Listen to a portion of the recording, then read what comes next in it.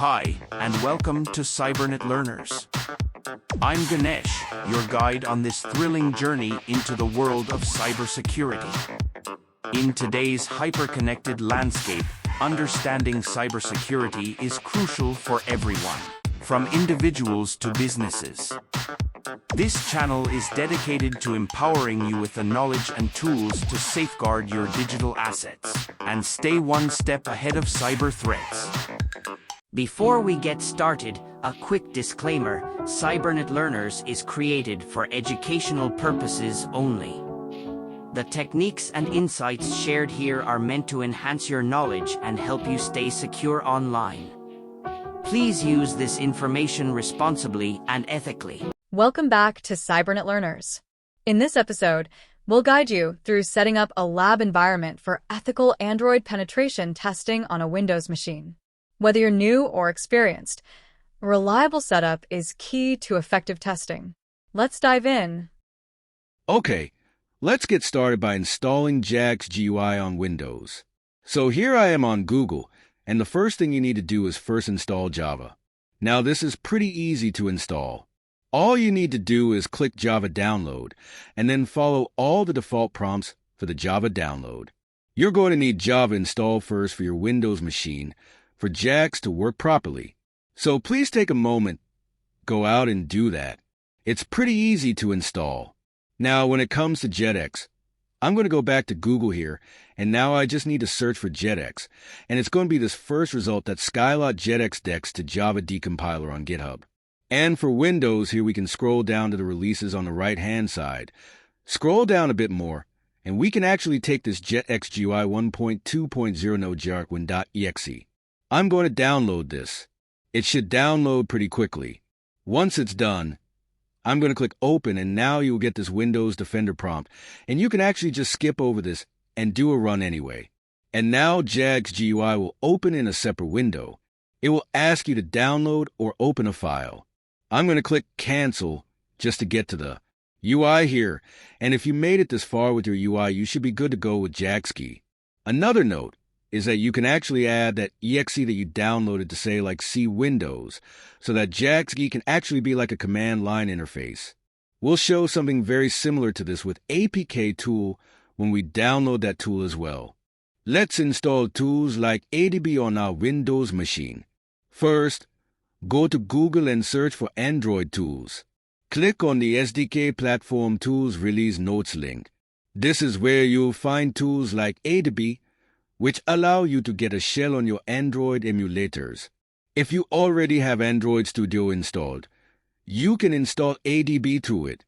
However, I prefer downloading it directly from this website.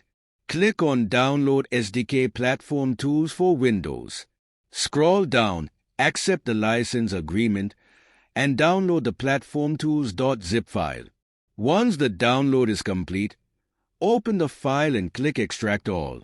Choose a location to extract the folder. The extraction will only take a few seconds.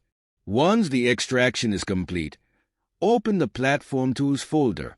Inside, you'll find tools like ADB and Fastboot. Now, cut the Platform Tools folder and move it to a secure location. I recommend placing it in your local disk C, under C:\Windows. This will make it easier to access the tools.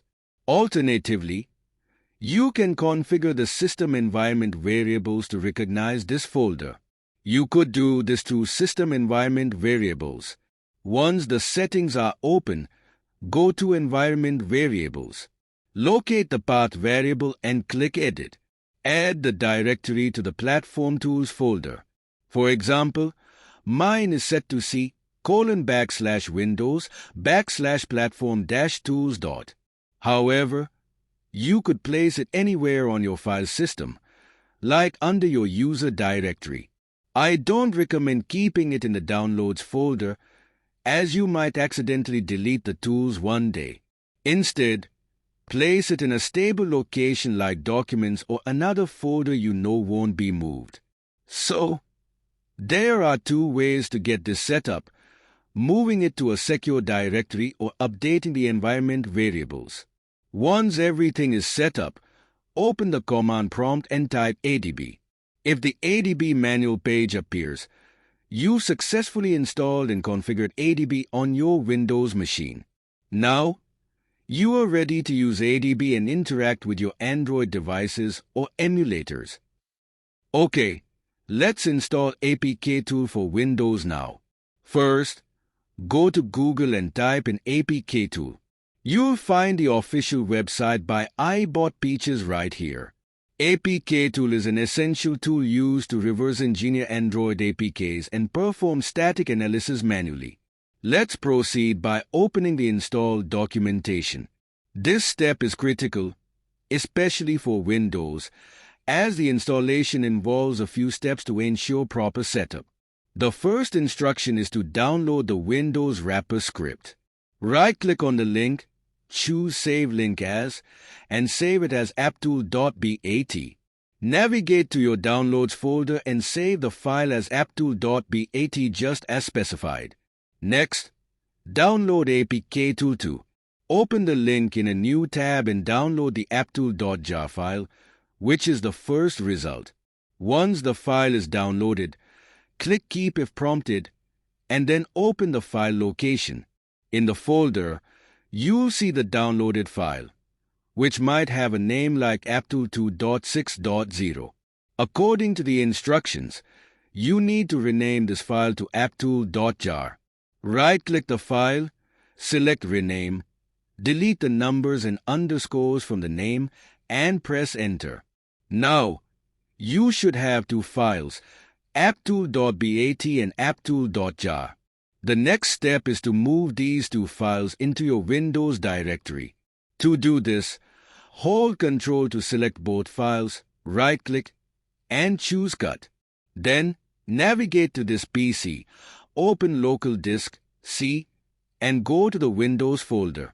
Once inside, paste the files by pressing Ctrl+V. If this is your first time doing this, the files will paste without any prompts. In my case, I'm prompted to replace the files because they already exist. I'll click Replace the files in the destination, followed by Continue. Now that the files are in C:\Windows, you can run APKTool using the command prompt. Open the command prompt, type apptool, and hit Enter. If you see the APKTool manual appear, then you've successfully installed APKTool on your Windows system. Now, here's an important note. If you don't have access to C:\Windows, you can place these two files in any other directory and add that directory to your system environment variables. To do this, search for Edit the System Environment Variables. Once it opens, go to Environment Variables, find the path variable, and click Edit. Add the directory where your apptool.jar and apptool.bat files are stored. You can type the directory manually or use the Browse button to locate it. This step is especially useful if you are working on a locked-down Windows machine where access to C:\Windows is restricted. For this tutorial, we've used C:\Windows for simplicity, but adding the directory to your path works just as well. And that's it. You are now set up to use APKTool on Windows to reverse engineer and analyze Android APK files. Okay, let's install Android Studio for Windows. So, I'm just going to go to Google and again search for Android Studio. It's the first result here. Now, the nice thing about Android Studio is it automatically detects what operating system you're running. So, I'm just going to click Download Android Studio here. You have to scroll down, click Yes to the terms and conditions, and download Android Studio for Windows. Now, this is going to take a few minutes to download. Okay, now we can see that Android Studio has downloaded properly in the bottom left-hand corner. I'm going to click Open to open it. It should just take a second to open up, and let me drag this over. So, here we have our Welcome to Android Studio setup, and we can pretty much accept all the defaults here. So, I'm going to click Next and click Next. As you can see, Android Studio is pretty big, like 2.5 gigabytes for all the stuff. So you definitely want to have some storage space on your machine. I am going to click Next here, Install, and this will start installing all the different packages that Android Studio is going to need to run properly. Okay, and now that Android Studio installation is complete, I am going to click Next and then Finish, and it will start Android Studio for its first run. Okay, and this is actually opening a project that I already previously had opened because Android Studio will save some information like that. But on your very first run, instead of seeing this screen, you will see a new project indicator screen. You can just click New Project and name that project anything you want, such as Test App or Test 123. And then once you do that, you'll come to a page like this. If you made it this far, then Android Studio is properly installed on Windows. For this course, we'll be using Android Studio as our primary emulator, but before we move on, I wanted to show you at least two other emulating tools that you can use to have an Android phone on your computer. One of the tools that is very popular with penetration testers is Genymotion. They have both a desktop version of this tool as well as cloud-based versions. Now, I personally haven't used this tool, but I know plenty of people who do use it for their security testing. It can be a great option if you are looking for a variety of emulators without having to go to the full setup of Android Studio. You can find all the pricing information on their website. It's typically charged by the hour, around 50 cents per hour for the device.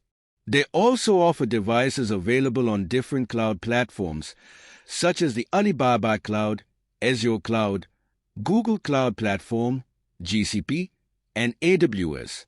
Additionally, they offer a completely SaaS version of an Android device, so you don't need to set up anything on any of these clouds.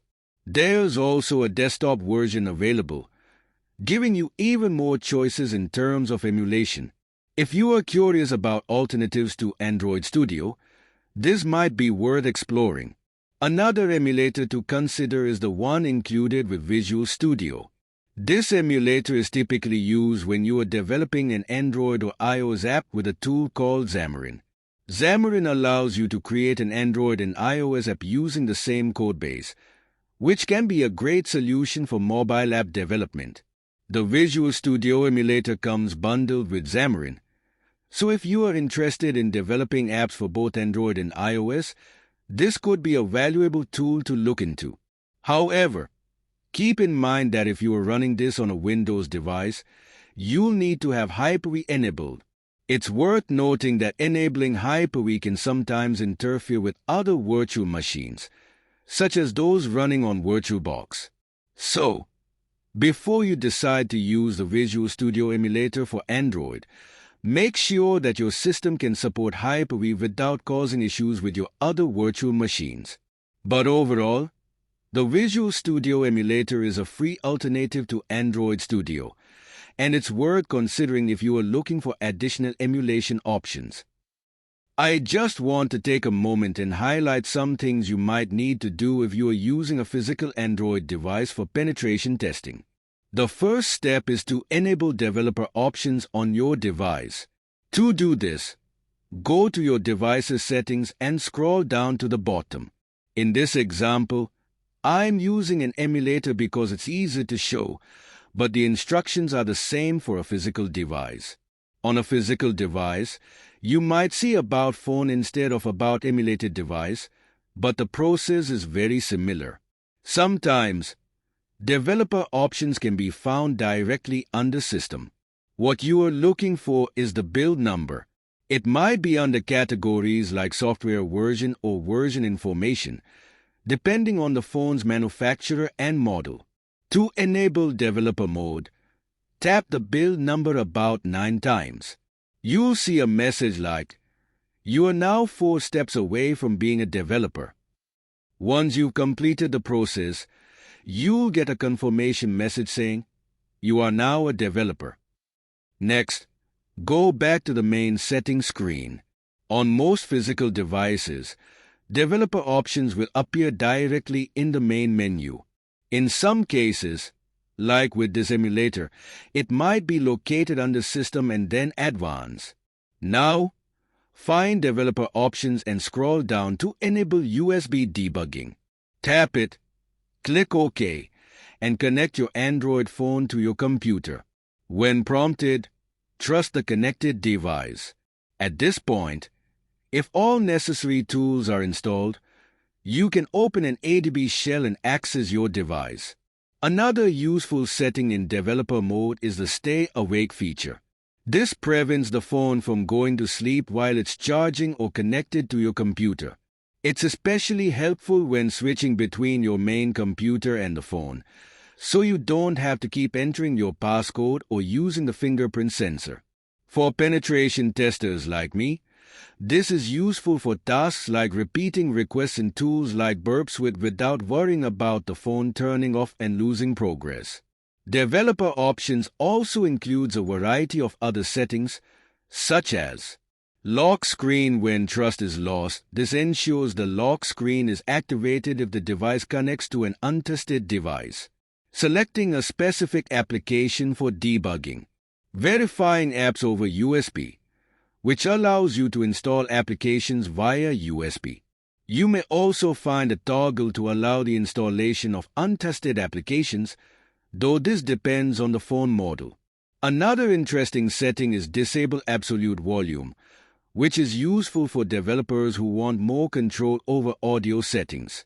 I recommend exploring developer options thoroughly if you are using a physical device. Many of these features can be tailored to suit your needs, whether for debugging, testing, or general convenience. Finally, remember that enabling USB debugging is crucial for accessing the phone via ADB and for testing applications effectively. Hey everyone, I just wanted to quickly address some common issues users have been reporting in Discord about Android emulators. One recurring issue is accessing the extended controls on the emulator. Normally, you can find these controls by clicking on the three-dot menu here. This is where you can set a proxy settings for tools like Burp Suite or make other necessary adjustments. However, some users have mentioned that the three-dot menu doesn't appear on their emulator. Here are two solutions to resolve this. Using the F1 key, simply click on your emulator window and press the F1 key on your keyboard. This should bring up the Extended Controls panel, where you can navigate to the settings and configure your manual proxy settings. Changing Android Studio settings. Go to the File menu in Android Studio. Select Settings.